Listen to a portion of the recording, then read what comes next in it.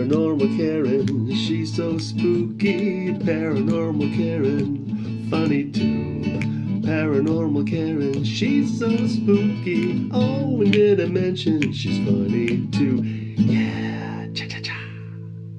Hey everybody, welcome to Paranormal Karen. Couple of things real quick. Don't forget about my Patreon. I have a $3 level and a $15 level, and I couldn't figure out how to do a free level, so apologies for that.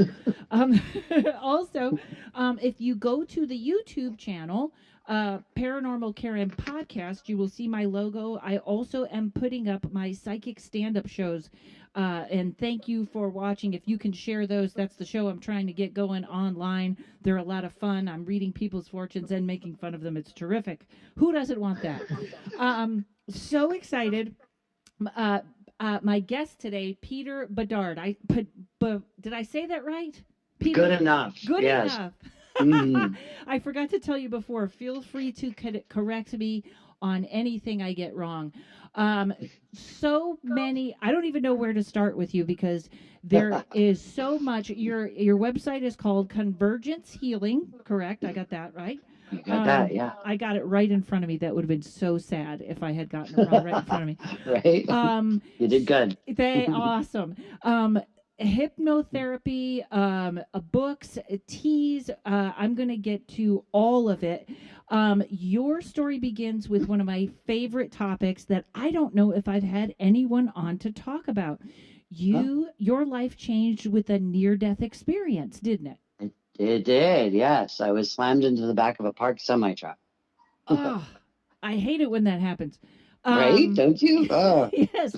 Now, I have to be honest with you. I know that this is horrible, but and it was horrible pain and it was awful coming back. But I am so curious. I get a little jealous. Like I always want to. You got to see what's on the other side. I always kind of funny because in your thing it says you went and someone said it's not your time, and I thought, yeah, isn't that funny? Even in the universe, you can be early, like too early. So I absolutely believe in accidents, which a lot of people don't. So I do. Yes. So tell us what happened. You got hit by a truck. You popped out of your body. What happened next? Yeah, so I was actually coming home I was a kid. I was just a few months shy of my 18th birthday, and I was coming home from a show that I was in. It was a very exciting period for me because I had been, several years earlier, I had been discovered as a dancer, and I immediately started doing all that kind of stuff. And I was your theater kid and out doing all those things. And my first shows as a kid were 5,000 seat houses. So I started big. Wow. And then went small, which was just so cool because in my hometown there was a vaudeville theater, literally a boo and holler and throw popcorn. And I had always been fascinated with vaudeville because my grandfather occasionally would play his banjo for the vaudeville circuit back in the day. And I was just always fascinated by that world. And when I was old enough to audition for a show, I couldn't go in the theater because they served alcohol, but I could be on the stage. And I got in the show, and I was an overachiever as a kid. I did all kinds of stuff, but my parents were very protective. And the opening night weekend, they wouldn't let me go to the cast party. So I was pissed off. I was really angry. And I had a Moto-Bicane, which was sort of like a early moped. And I was driving down back home on my little Moto-Bicane late at night. The show had done. It was a great success. People loved it. There was hooting and hollering and all that type of stuff. And I was angry because I had always been the good kid and I wanted my parents to trust me, but it wasn't that they didn't trust me, but I thought that at the time. Yeah, they didn't trust other people. Around. Yeah. So I'm driving down the road, very angry. I'm on the side of the road. I'm probably only going like 22 miles an hour or something like that. And a car comes up behind me and pushes my back tire and pushes me on my bike into a parked semi-truck. And so I jump out of my body and I get to watch the experience, which was just super cool. So I got to watch the experience of my bike and my body hitting the back of the truck, bouncing out in the street, and watching the car drive away. Wow. And I was very much aware that didn't look good. I was going to say, it sounds terrifying. You had a good time, though. Okay. I was very, very much aware that was not a good thing. My body was pretty mangled. out in the middle of the street. Wow. It was late at night in a suburban area I was driving home to, so there weren't really any cars around. Oh, And it and was in just curious, October. where Mhm. was what state was this in that had the vaudeville theater? Was it New York? No, this was Northern California. Oh, okay, got it. Okay. Yeah. And so it was the end of summer, sort of beginning of fall. I think it was in October. And I remember thinking, what a beautiful night this is. Well, if you'd like to It get was hit. exactly. It was one of those harvest moon sort of, warm end of summer kind of nights, and it was just gorgeous. But I had that consciousness. Oh, that doesn't look good. But I wasn't in pain. I very much knew my body wasn't okay, and I think that's important to understand. I also didn't have to go through the experience of my body hitting the truck. It wasn't needed for me. I was able to jump out and just watch the whole thing. Wow. I think as we grow and we have different life experiences, I personally believe in past lives that if we've done something before, we can actually choose not to do it again. And Yes. so I think on some unconscious level, I was like, yeah, don't need to do that. And I watched the whole thing. Now, I watched for what felt like quite some time. And then suddenly I was shooting down a tunnel. And if you know anything about how our Milky Way galaxy works, like not what we were taught in high school and this kind of stagnant thing where the sun is moving and all the planets are sort of revolving around the sun. But what we understand now, where the sun is like a meteor shooting through the sky and all the planets are, yes, orbiting around the sun, but they're tailing the sun. Right, it's so a it's a spiral, corkscrew. right? Yeah. Yeah, it's like a corkscrew kind of spiral type of thing. Well, that's what it was like going through this tunnel. And when I saw a 3D rendering of the universe and how it would be moving through space and time, I was like, the first time I saw it, I was like, that was my experience. That was it. Wow. It felt like I was shooting through something, but like I was orbiting and following something. It wasn't just that I was going from point A to point B. There was so much movement and form really going to the other side. So I get to the other side and I'm in this space that's very unidentifiable. It's a space where I feel pure joy, absolute bliss. I don't have enough adjectives to describe how beautiful, amazing, incredible, fantastic, awesome, awe-inspiring. It's like a this Baskin place. Robbins, right? Exactly. Any flavor you could ever want. Okay?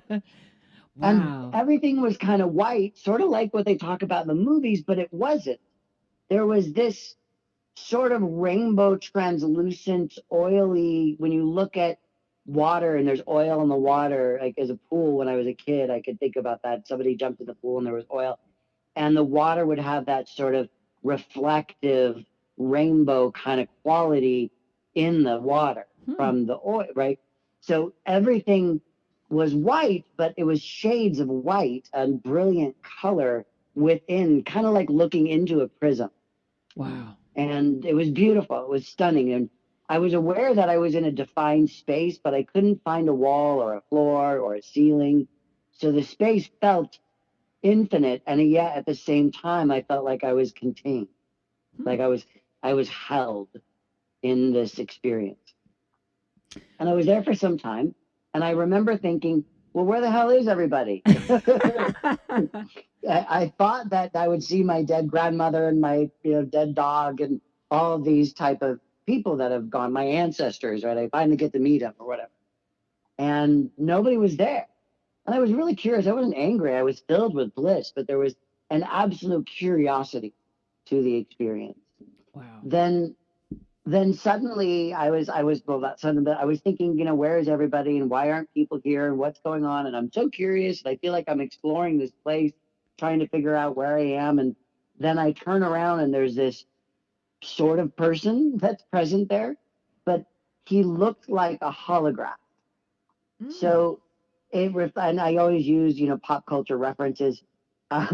When Princess Leia was projected out of R2D2 saying, "Help me," right? Or Obi-Wan Kenobi appears, right? And it's a holograph, and it's three-dimensional, and you can see depths to it, but it's transparent, right? So this person shows up to me and he looks like a holograph, but I remember thinking the funniest things. I could see that he's wearing a tweed suit and it's a really thick, heavy woven tweed. Even though it's a holograph and I could see through it, I could see such depth even in the experience. Wow. And why I was paying attention to a tweed suit, I don't know, but it was there. And he he had like a Fu Manchu mustache, and he was an Asian guy, and he had a bowler cap, and I'm guessing he looked like sort of British Hong Kong, from 18 something or something like that. But Wow. I see him, and my heart starts to explode. It starts to feel like it's ripping open. There is so much love that I have for this person. It literally feels like my chest is being ripped open. It wasn't a pleasant feeling. It was a beautiful feeling, an amazing feeling, but it was this painful love like feeling. And I'm thinking to myself, who the hell is this guy? I don't know who this is. And he's Asian. Maybe he's an ancestor. I don't know. There's no Asian in my family that I'm aware of. But Right. okay. And I'm just literally drawn to him. There's this magnetism. And he says to me, "You're not supposed to be here." And I'm confused and I start to get angry. And that anger that I had when I was riding my bike back home starts to come back. And I actually flip him off and I say the F word to him. And I say, "Well, I'm here." Right? How are we not friends already? You're flipping off people in heaven. How have we not Yep. hung out? Yeah, I don't know if that was God or my version of God or whatever, but I gave him two fingers. So then suddenly I was back. I wasn't in my body, but I was back on this planet. And I was watching my body in the street as the ambulance pulled up, and the guys got out and they brought the gurney out, and one was setting up the gurney, the other one was on top of me, and his face, it was a big man, and his face was like right next to my face, like centimeters from my nose. I would imagine he was looking for a pulse or trying to see if I was breathing or something like that. Mm-hmm. And then suddenly I jumped into my body. I literally just, boom, suddenly I was in my body. I opened my eyes and I said, "My insurance card's in my back pocket." Maybe that's who the Asian guy was. Maybe he was from your insurance. Maybe he was figuring it all out. I don't know. He was doing the Wow. processing stage. Wow. He jumped like a cat. It was the funniest thing to me. He literally like jumped straight up, like his whole body, boing, like lifted around. Wow. Well, And he that thought you scared were the crap out of him. so now. So maybe you weren't breathing, and I don't think I was. I was, from my experience of what happened and all that type of stuff. It was also a long time before somebody found me. So a significant amount of time went by, and so I think he was seeing if I was alive or not. And I opened my eyes and scared the crap out of him. well, and But that then guy I drove jumped. off. That's Mhm. awful that it was a hit and run. Oh yeah, I watched him drive away. I watched him as everything was happening. So, and I know it's a guy, and I know it was an older car, but I can't make out a face. Right. It's such an interesting thing. I can't see a face. But anyway, the paramedic jumps, and I jump out of my body as he's trying to figure out what to do next. They put me on the gurney, and they put me in the ambulance. They close the doors and drive away. And I'm watching this the whole time. And I knew my body was really messed up. It was in a super, super bad shape. And I was thinking to myself, I don't want to go back. I want to go back where I was. I want to go to heaven or whatever that place was. I don't want to go in that body. That body is effed up. I'm not going back there. And I remember, again, one of these odd things. I start thinking about, wow, I guess this is how ghosts are made. Because I'm not going back in that body, but I'm obviously back here on the planet. So I guess I'm gonna be a ghost. You're saying this with like, this will be fun. Who can I scare? Yeah, exactly. Who can I go haunt? Right? And then some time passes. It's at least an hour that passes. I'm in the hospital. I'm in a room, and I wake up, and my parents are there. So a significant time I had to go by because somebody had to call them, identify me, and get my parents there. And I suddenly jump back in my body again. I don't know where I was between the ambulance doors closing and my going, I guess I'm a ghost, Mm. and waking up in the hospital room. And I remember waking up and looking at the ceiling, and it was one of those ugly white drop ceilings. And I remember thinking, oh, I'm not in heaven anymore. Wait till you see the wallpaper. Exactly. Wow. So now, did you ever find out, or do you just think the Asian man was a guide? I'm a little obsessed because it feels like it feels. You think he was a guide, or he was on duty that day? What do you think he was? No idea. No Wow. idea who he was. Now, Wow. I have personally, I'm Caucasian, and my family's roots are in France and Europe, Germany, Poland, Norway, all I'm a mutt. Um, so, I don't know where that came from, but as a kid and my whole life, I've been very much drawn to Asian artifacts or Ah. uh, Asian clothing or style or design elements and stuff like that. So, the only thing I've never collected anything in my life except I collect Asian, mostly Chinese, carved sculptures. So they're sculptures of Buddhas or teachers or enlightened ones or different things like that, that in the culture you would have made like a St. Christopher's medal in a way. And you would put a prayer in their back and then Wow. put that on your altar. I collect those. I've collected them for years. That's like the only thing that I've ever collected that has the Asian kind of qualities to it. Wow. So Maybe I that. like Asian men. I think Asian I men are do really too. attractive. I wonder if I was a Middle Eastern man in my past life then, because I like Asian and Middle Eastern men. Um, Right? Maybe you were Turkish, Maybe I am. right? Right in the middle. That's a good point. And you know what? Hang on one second. We are going to come back, folks, and we're going to find out more of the near death experience or who Peter and I want to date. Okay, hold on, folks. Hey everybody, just want to let you know my tarot class is on sale this weekend only until the 23rd or the 23rd. I believe it runs out at midnight. So that'll be 2 days. You can get half off when you go to karenrontowski.com and click on tarot, and then you're going to use the coupon code October, all capital letters October. Also, November 1st, I finally have a Patreon. I know I'm so far behind everyone else.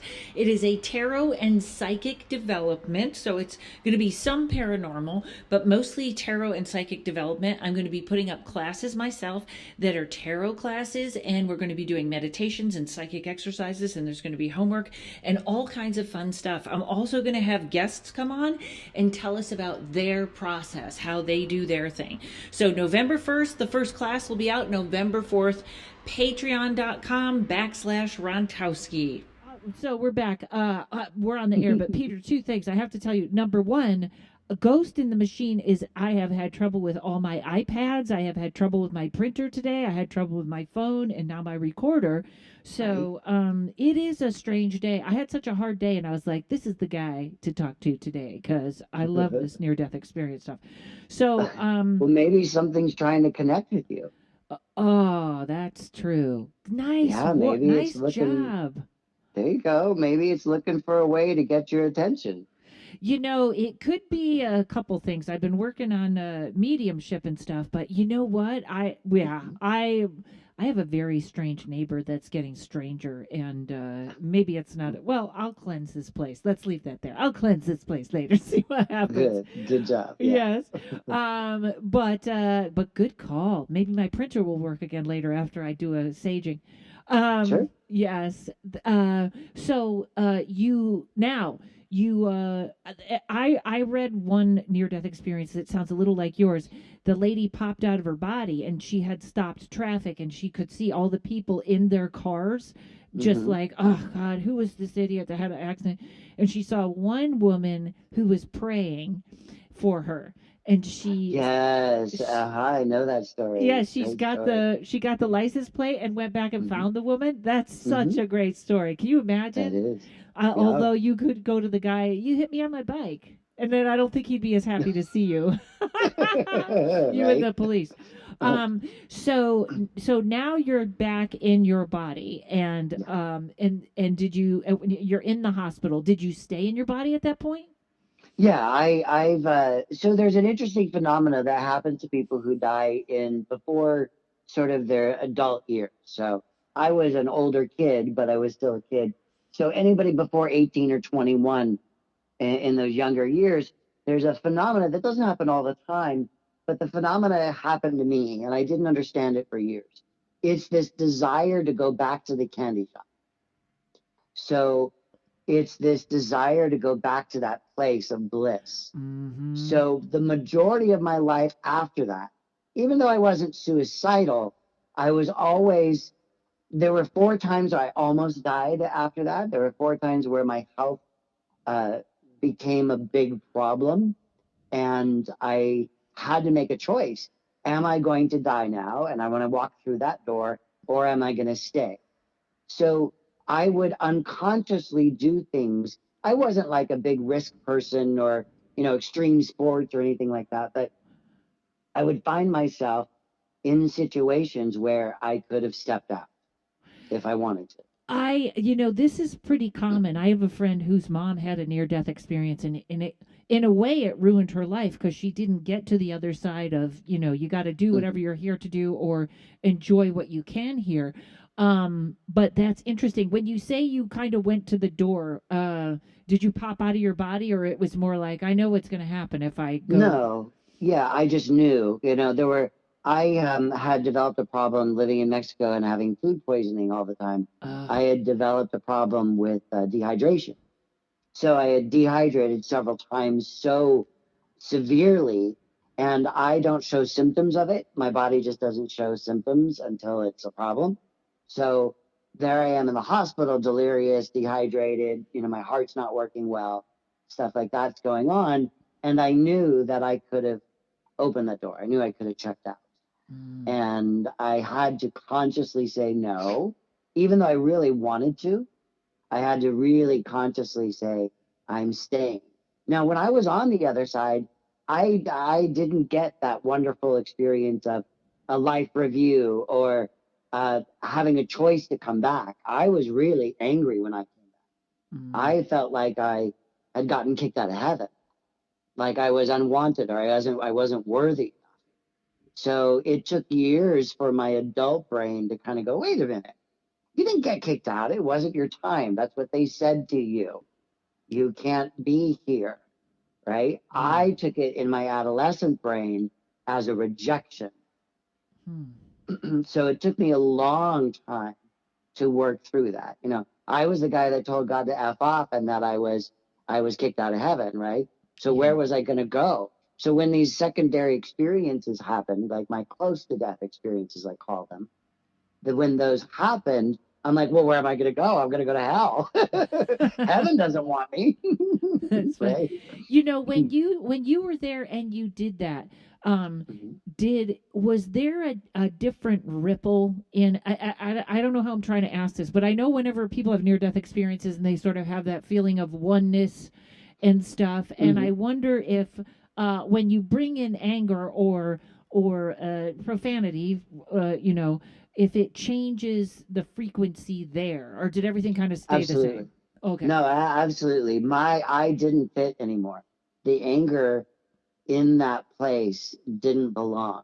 It wasn't, I think, the bad language. It was the intention. It was the anger under the language. I don't think the words specifically had anything to do with it. Good, because I I was swear a lot. pissed off. Okay.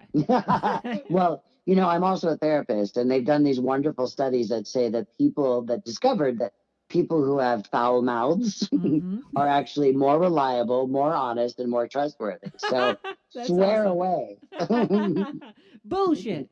There you Um, go. Holy crap. Yeah. that's right.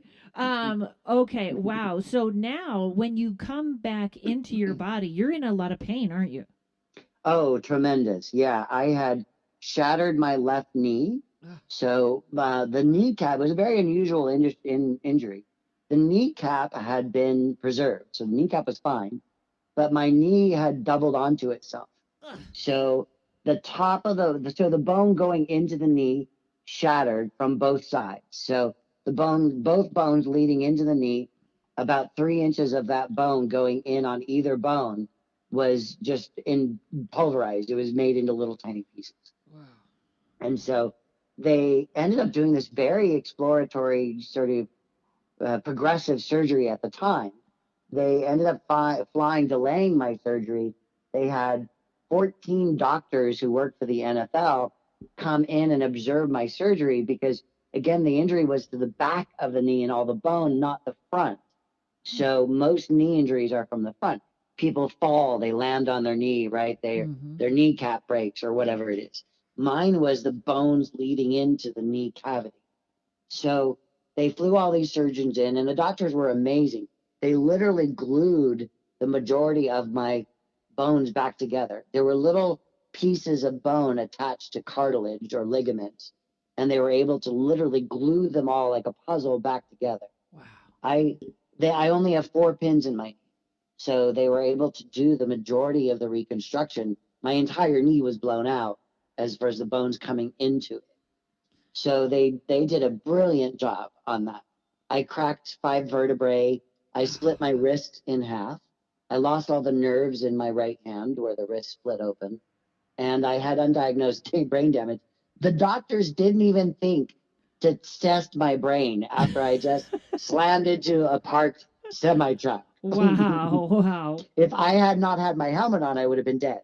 Ugh. So that my helmet saved me. It cracked, but they didn't even think to test my brain. So I struggled. I going back to school was very difficult. I would replace words in a sentence. I would hear a word or think a word, but a different word would come out of my mouth. Ah. And there was just things that I would suddenly forget. I remember one time I forgot the word the. You sound like my show last night. What am I talking about? Wow. Exactly. Yeah. I do, a friend of mine did have a, she got, was it meningitis where the brain swells? And Hmm. she had an awful time finding her words for a while. Yeah. Yeah. Yeah. Yeah. Wow. Yeah, so I went through this undiagnosed brain damage, and it wasn't until many years later, probably about almost 2 decades later, where I started to do some biofeedback, and I was taping a little YouTube show for it, and the practitioner, the therapist, the biofeedback expert, has me all hooked up, and suddenly gets really quiet, and looks over at me, and very seriously says, "You do know you have severe brain damage, right?" Wow. And I'm like, no, but thanks for letting me know. Let me know on the air, everything. Wow. Yeah. What, So so, apparently my brain was able to work around, and he was noticing the pattern that they get when people have survived brain damage. so a lot of us could have brain damage and not know it. Absolutely. If you've ever hit your head, had a concussion or anything like that, you have some type, it may or be very minor. Your brain may have been able to sort of rewrite itself, right? But there was some damage done.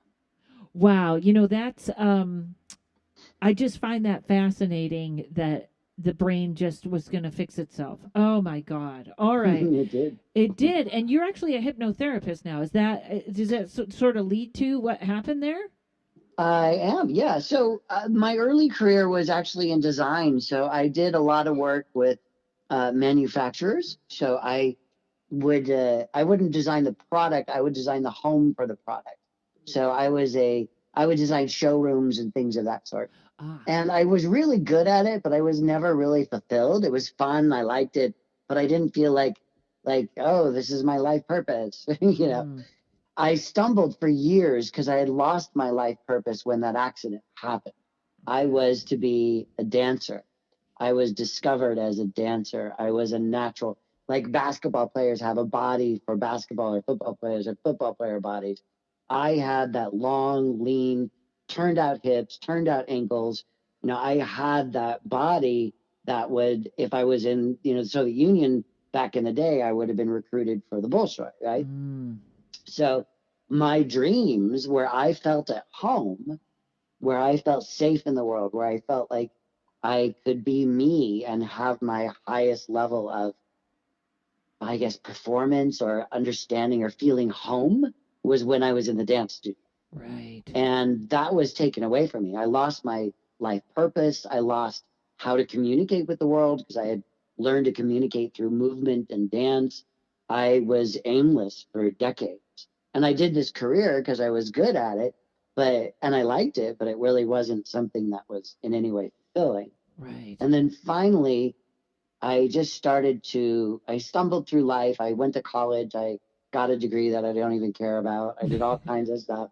I struggled. I was in constant pain. I was in excruciating amount of pain for decades. I had bone on bone contact with my legs. They were great about putting them back together, but they sure didn't know what they were doing as far as cartilage goes. So I, had brain issues. I had walking issues. I had all kinds of physical pain. I had fibromyalgia. I had arthritis and asthma. I had bronchitis. I had sciatica. I had, these experiences of coming close to dying many times. I just white blood cells attacking red blood cells, hemoglobin splitting and shutting down my organs because my body would get toxic. All kinds of things that started at that accident. And so I had to heal myself of all these things. Now I have And sorry to interrupt there. I have a yeah, question. yeah. Do you think, okay, so those were from the accident, but also when I always think when people have near death experiences, you kind of come down with a funky vibe, right? Like I know, Yeah. like can't wear watches, or maybe you broke my iPad, Peter. But do you think? Because I know, I mean, we all know the body carries emotions or anger, or like Mhm. we can make ourselves sick in certain areas by holding on to certain emotions. Um, Absolutely. do you think that also got amplified, like because you had that kind of I've already been dead vibration that's a little more intense, and then wherever you held on to emotion, it was like a bigger problem than most people? Oh, absolutely. So what I feel like is that anger that I had on the bike, and then as a child, I was the child everybody thought was happy, but I would be probably the one that you wouldn't have suspected for him to kill himself, right? Mm. Everything was fine, right? I was that kid. I was a little gay boy. I was Billy Elliot.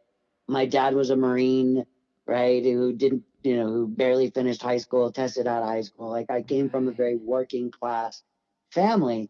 And here I am, very aware. I mean, I have a very vivid memory of being 5 years old in kindergarten, standing at the fence of the kindergarten area, looking out into the fence where the big kids were, and with all the girls watching all the cute boys running around the field. So I knew from a very early age that I couldn't do that. I knew that there was something that the society as a whole, my parents, family, would not be okay with. Right. So I started hiding my sexuality, really, not even fully understanding it, but hiding it around 5 years old. That has to be Very, the very clear. hardest thing in the world for any human. Yeah, it was very hard. And so, I was never, I didn't feel love. I didn't feel accepted. I didn't feel I could be who I really was. I didn't feel like I had my honest voice. The only place that I felt safe was when I was in the dance studio. That was the only place I felt accepted and safe. And so when I died, there was all of that stuff, I think, sort of got locked into my cells. Wow. And I spent decades in chronic pain and being the guy that you would never know was really angry. I had an experience once where I was working a trade show and I was in a city where I knew someone and we were going to meet for dinner. And I was early. I showed up at the restaurant a little early. I was waiting in the sort of lobby bar area for him, just leaning against the wall. And an absolute stranger came up to me and said, Are you okay? And I'm thinking, that's a really weird pickup line, but okay. Are you okay? Yeah, I'm fine, I said. And he looked at me just incredulously and he said, are you aware you're crying? Oh. And I had no idea that I was in such a level of pain. I had disconnected so severely from my body that I was in tears. It wasn't just a tear. I was sobbing and didn't know it. Wow. Yeah. So I had to heal that. And the doctors had no idea what to do. They just kept giving me more drugs and more drugs. I mean, I think I had at one point 50 different prescriptions. And they would keep offering surgeries that they thought might help. And I don't know about you, but when somebody says, we want to cut you open and it may help you, I was like, no, I've already done that. No. I don't want to do that again. Yeah, only a facelift. If you're sure. If you could give me a facelift while you're doing it, maybe. Exactly. If you could say, you know, we're 80, 90% sure that this is going to help you. Right. Okay. But, you know, maybe there's a slight chance, kinda. So I was just in excruciating amounts of pain for decades. And part of that led me to all kinds of holistic practices. Somebody would come up to me and say, hey, I did this thing and it was great. And I'd be like, okay, sign me up. And I spent every penny I had doing holistic something or another. Mm-hmm. And I started to heal. And that was the brilliant thing. I started to do all these different things. And I discovered what I called my holistic cocktail, that the wound I had experienced was physical, obviously, but it was mental because I lost my life purpose. I don't know who I am anymore at that time. Wow. Okay. And this is a great place to let's take a break and come back because I cannot Perfect. wait to hear. I want to hear all the practices that you did. Okay, hang on. We'll be right back. Greetings to all the listeners of Paranormal Karen. This is Ryan Singer, stand-up comedian, host of Me and Paranormal You, paranormal investigator with our friend Karen, and creator of Crystallize, the photo identification app for crystals. I'm so excited because the app is available for free download on iPhone or Android now, right now. You can look up info on your favorite crystals in our 300 plus crystal guide. You can start your personal collection, keep track of your favorite crystals. You can look up info on ethical sourcing. You can go to our directory and find crystal shops near you and get directions to those shops. Oh boy, all this is free. We also have a premium section. So if you are a premium subscriber, you get unlimited photo identifications and an unlimited personal collection size. Coming soon, we're connecting you with ethically sourced vendors so you can feel good about feeling good. Download Crystallize today. So you started. Was there any one holistic practice that was that was the one, or did each thing just kind of chip away and get better and better? A combination. For time, like in the very beginning, what really worked, it was remarkable. There was, I was working as a waiter. I was doing a few different things, just trying to survive. And I was in excruciating pain, even though I'm walking on my feet all the time and carrying plates and doing all that type of physical stuff. So at one point, I woke up in the morning and I couldn't move. And I had such severe back and sciatic nerve damage that I slid out of the bed. I had to crawl on my back. I couldn't crawl on my front. If I tried, that was just too painful. So I was able to move by sliding out of the bed, putting my feet on the floor and crawling backwards, like crawling with my face up. Oh, like The Exorcist. Oh, exactly. Yeah, it was a little weird. And I was in survival mode. Financially, if I didn't work, I didn't pay my rent. I didn't have a home to live in. I was homeless for a little while. And I ended up, somebody gave me a number for a chiropractor. Now, I lived in LA at the time. And just to give people an idea who aren't from LA, I lived in Northeast LA in an area called Silver Lake. And this chiropractor was in an area called Torrance over by the airport. Mm-hmm. It was about a 45-minute drive with average traffic. Mm-hmm. And I somehow made an appointment with this guy. He was actually more of an acupuncturist. And he did chiropractic, but he was more of an acupuncturist. He worked out of his home. I drove down to his place. I don't know how I saw over the steering wheel Oh. because I had to keep my back rigid. I couldn't like sit into the seat. So I drove there. I had to park 2 blocks away from his place. I had to crawl down the street, up a flight of stairs, and then I get to his place, and there's another floor steps to his door. And he answers the door, and I'm on the ground. And he says, "Oh, come up to my office." And he says, "Oh, that's not going to work, huh?" So he brings his table downstairs into the living room area. I slide myself onto the table. He works on me, and I walk out. Wow. I literally had this little miracle moment where I walked out of his whatever he did with those needles and the acupuncture work and the slight adjustment that he gave me. I literally walked out of his office. Wow. And I started to believe that, oh, there really is something to this stuff. It can work. And so, like I said earlier about a cocktail, I understood that. I started to understand that the wound was physical, but it was also mental and it was spiritual. My heart had been lost. It had been wounded. It had been, cut in two with this accident. So I had to do the healing on all of those levels. And that's become a big part of my practice, where we understand, okay, yeah, all right, you're doing talk therapy, or you're doing physiotherapy, or you're getting a surgery, or you're, working with a nutritionist, but are you doing all of them? So if you're dieting and you're only doing, like, if you're trying to lose weight and you're only dieting and exercising, you're actually not addressing the other two parts of you. You're just working on that physical side. Well, what about the heart side that maybe was teased or taunted or doesn't feel safe, and the weights of protection, right? Yes. What about the mental side that you only perceive yourself as fat? It's almost impossible to even, comprehend, who am I healthy? I don't know what that looks like. What does that feel like? And so I started working with people on these 3 levels. And over the years, I got a master's degree in consciousness studies, which is, for me, in my degree program, it was one of the first times this degree had ever been offered. And it's changed over the years. But when I took the program, it was really about science and religion. Mm-hmm. So we studied quantum theory, and we studied cosmology, and we studied the Big Bang Theory, and we studied Zoroastrianism and Buddhism and Hinduism and mystics, Christian mystics and stuff like that. So I got my master's degree.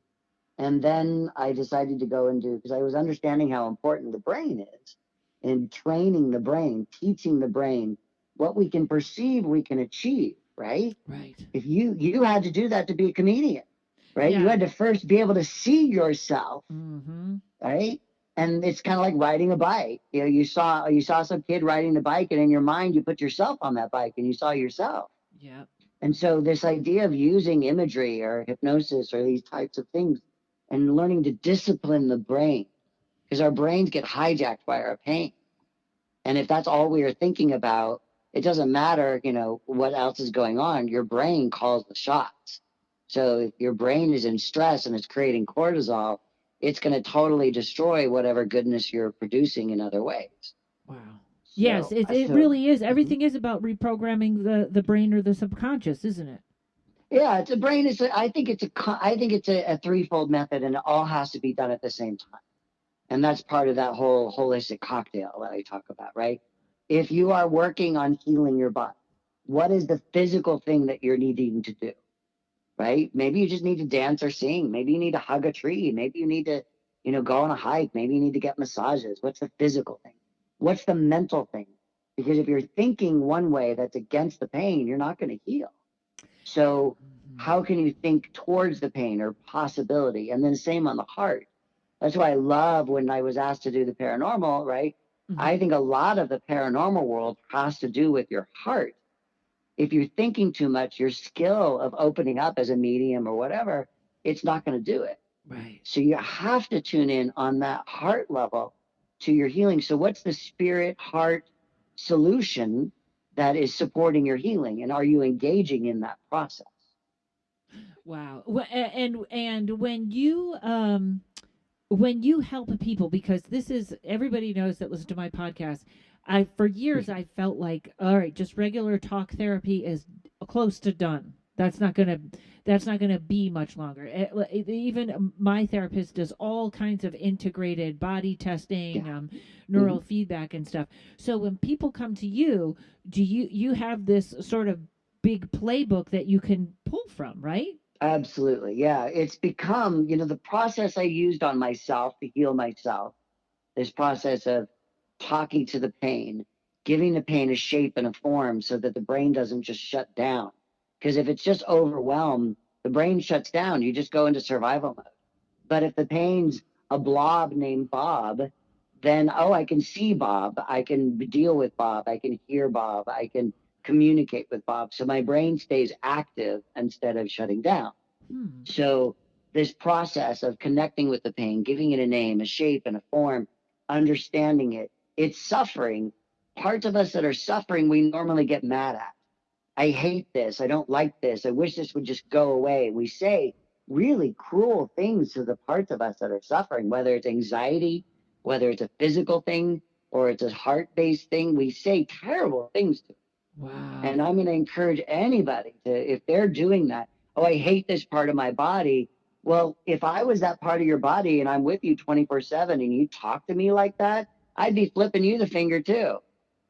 Yeah, that's interesting. Mhm. When I do yoga, sometimes I cheer for like I picture my body like if I'm doing a one leg balancing thing, I Mhm. picture all the other limbs going, "You got it, left foot. You got it," kind of Exactly. thing. Exactly. That's really an eye opening thing. I am very cruel to parts of my body. Very cruel. Nice. No, well, oh, very cruel or Cruel. kind? No, Cruel. cruel. Oh, Yeah. oh, gosh, no. Well, nice to Yeah. So identify it though. I now that I'm identifying it, that's what I mean. That's a really great statement. That's an eye-opening statement that we do that. I hate that. I hate my mhm. hair. I hate this. Yeah, exactly. And honestly, let's say you're having anxiety and you're like, oh, there's anxiety again. I hate my anxiety. I'm having a panic attack. I need to take a drug. I need to shut you down. Right? Mm-hmm. If you were my anxiety and you were with me 24/7, right? And I spoke to you like that, how would you react or respond to me? Be meaner. I would say some people do Exactly. say I am their anxiety. That would There be you my go. dad.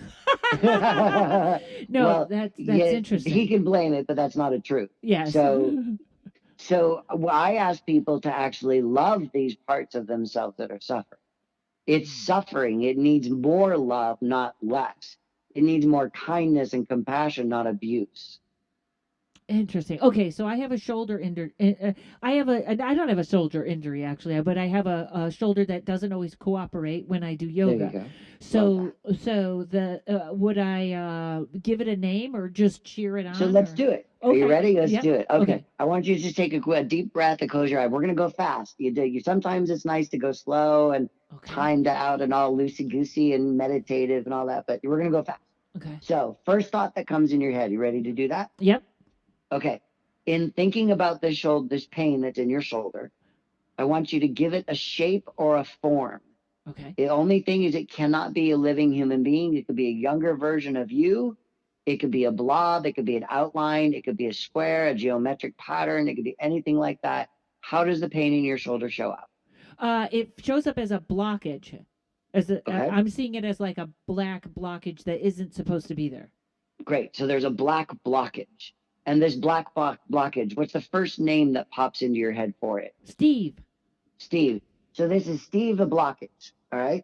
So with your eyes closed, I want you to sense Steve the blockage. You understand Steve the blockage in your shoulder, but he may come from a different place. He may show up in your shoulder. So just be open to wherever that energy may be existing, this blockage energy in your body. Okay. And I want you to say to Steve, I'm so sorry for being a dick to you. Steve, I'm so sorry for being a dick to you. Forgive me. Forgive me. And this is what I started to do before I even knew that it was a real process, is called Ho'oponopono. Ah, And I'm going to yes. ask you to say thank you to Steve, Thank you. because he's doing the best he can. Right. I Okay. once had somebody come in who had a heart condition, and he was so angry at his heart. His heart was only at 30%. And I said, well, your heart's really struggling for you, isn't it? I said, instead of being angry at your heart, I wonder if you could actually love up your heart. And so I'm going to ask you, because Steve's struggling. Hmm. And I'm going to ask you to say thank you once again, to say, I'm so sorry you're having to go through this. I get it. Forgive me for being a jerk, and I love you. Okay. Thank you for, it was thank you first, right? Thank you for being there. I'm sorry that you're struggling. Uh, what was the other one? I know this Honopono too. Forgive me. Forgive me for being such a jerk, and I love you. Exactly. Now, I want you to notice, as Steve, this blockage, how does does the energy of the blockage, the shape change, the color, anything like that, as you are now connecting with it so openly and honestly? You Yeah. notice what happened. There's a piece of it that disappeared. So it got smaller. Part of it went away. All right, good. So as you're working with Steve now you have a working relationship instead of an abusive relationship, right? Right. So as you're working with Steve, I want you to take a conscious moment to actually just love on your shoulder, love on Steve. Okay. Now I want you to think of love. What is the color or the texture of this love? What could it be? I had it as a red. It's red, It's okay. red. And what's the texture of it? Is it soft? Is it silky? Is it plush? Is it rough? What's the texture? Soft, and like a memory foam. Like a memory foam. So it's pliable. Great. So there's this soft, pliable experience that's red, that's love. And I want you to pour that love. I want you to wrap your shoulder inside and out with that color. I want you to fill it up so that the cells, the muscles, or that color, the bone, everything is saturated in this flexible, soft memory foam like experience. I want you to just keep giving it. That is the understanding of love right now. Fantastic. Love is pliable. Love is flexible. Love is soft. Has a firmness to it as well. Has a memory. As a memory foam, exactly. So I'm inviting you to keep giving this experience to your shoulder. Just fill it up.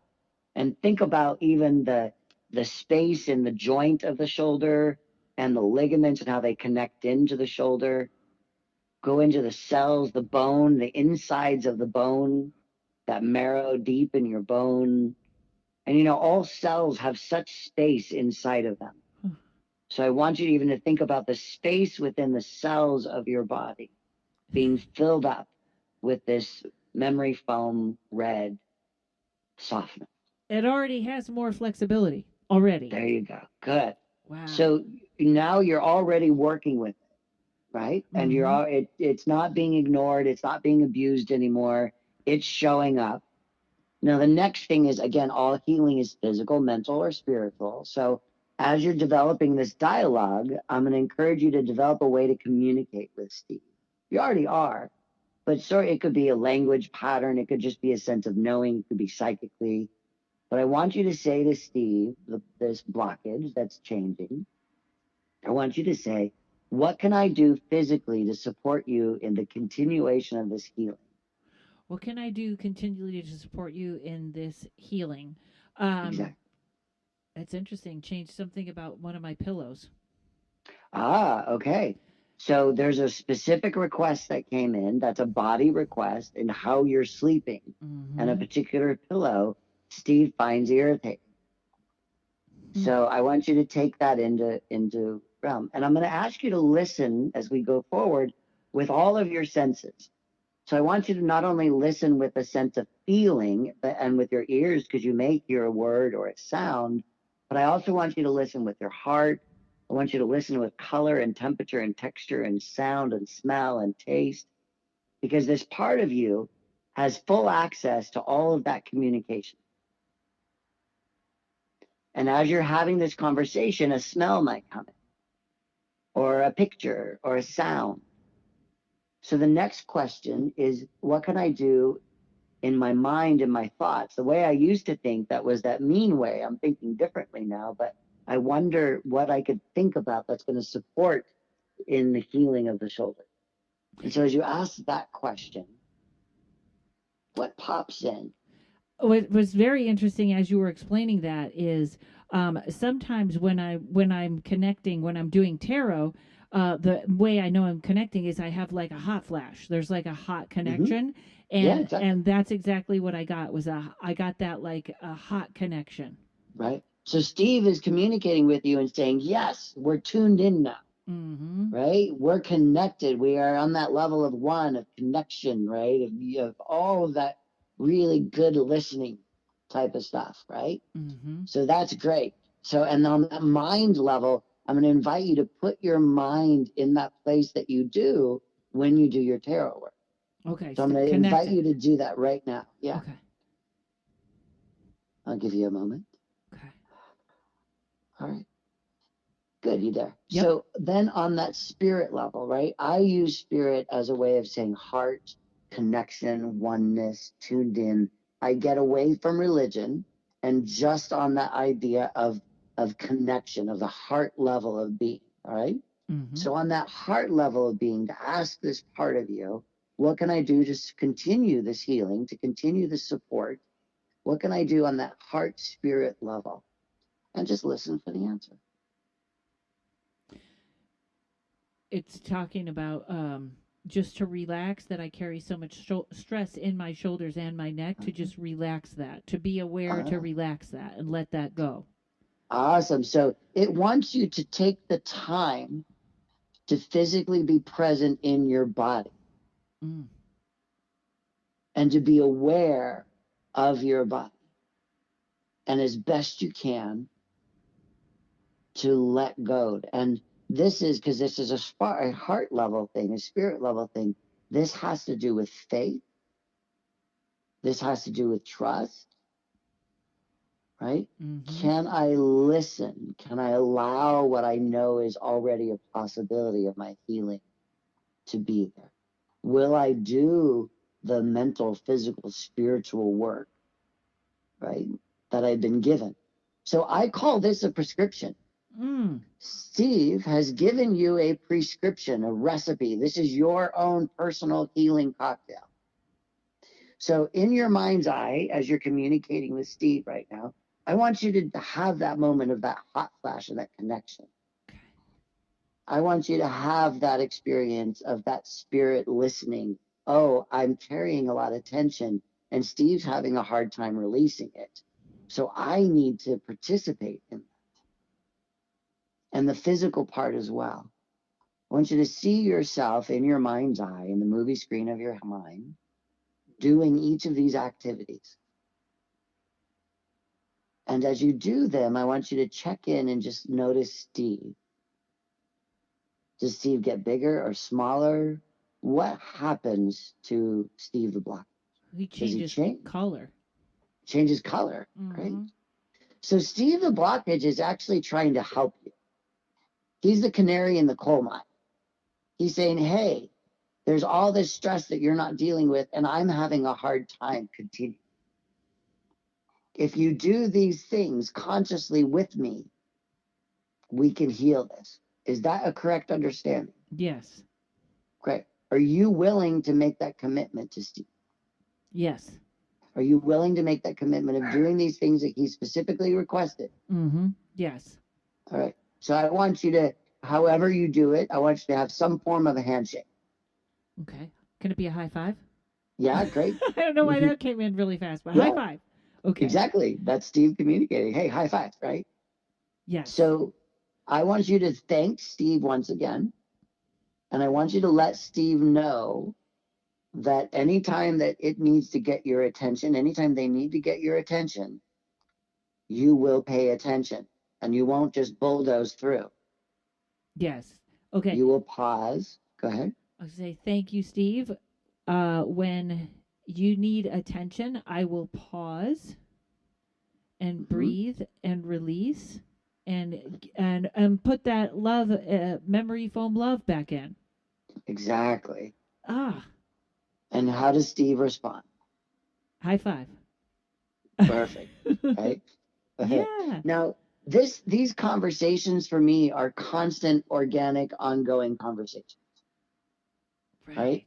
Yep. So they are conversations with these parts of me and the intuitive wisdom that lives within me or my highest self or whatever it is. I am always Okay. Folks, just the phone hung up. I got to get this ghost out of here. Whoever's doing it. Hey, something energetically is trying to get your attention. So Yes, yes. maybe just sit back and just listen and say, hey, what do you need? Like you've been doing with Steve, you can do this process with maybe this energy that's around you, I right? think so. Yes, I think so. Yeah. Absolutely. Absolutely. So it's three very simple questions that I have found invaluable with the thousands of people I've worked with. It's what can I do physically to support your healing? Okay. What can I do mentally? What can I do spiritually? Wow. That's fast. That's fantastic. And that's I, I I think we can actually do that with like if you think you are heavy or if you all kinds of Mhm. problems, right? Absolutely, absolutely. This is what I've discovered over the years because I have what I call epochs. I've had about 17 years of practice for me, and prior to my own, right before that. So I have these little epochs in my practice, and where there was a time where I was working with lots and lots of breast cancer people, right? There's a time that I was working with a lot of transgender people. There was a time I was working with a lot of military straight guys that were having tons of PTSD issues, right? Mm, There's a time where I was doing, well, right now I still am doing a lot of anxiety work, like clinical anxiety type of stuff, right? wow. uh, and I love it. These processes of listening, of tuning in, of personifying, of working with the brain, and then I would add the hypnosis on top of it because one thing that we need to do is teach the body what perfect health looks like in your shoulder. Right. So then one of the next steps I would do is I would put you in a trance, or I put you in a meditative state, and I would ask you to start visualizing, imagining, or thinking about what are the qualities of perfect health for your shoulder? What does it look like? What does it smell like? How does it move? What's the color and the temperature of it, right? Because that's how our brain works, right? We may Mhm. not understand, but if I ask somebody, what is joy? They might go, oh, I don't know. I know I want it. Or what's happiness? Well, I know I want it. And I'm like, well, what's the color of it? Wow. Because if you can understand it with your brain, like I said at the very beginning of our conversation, what you can perceive you can achieve.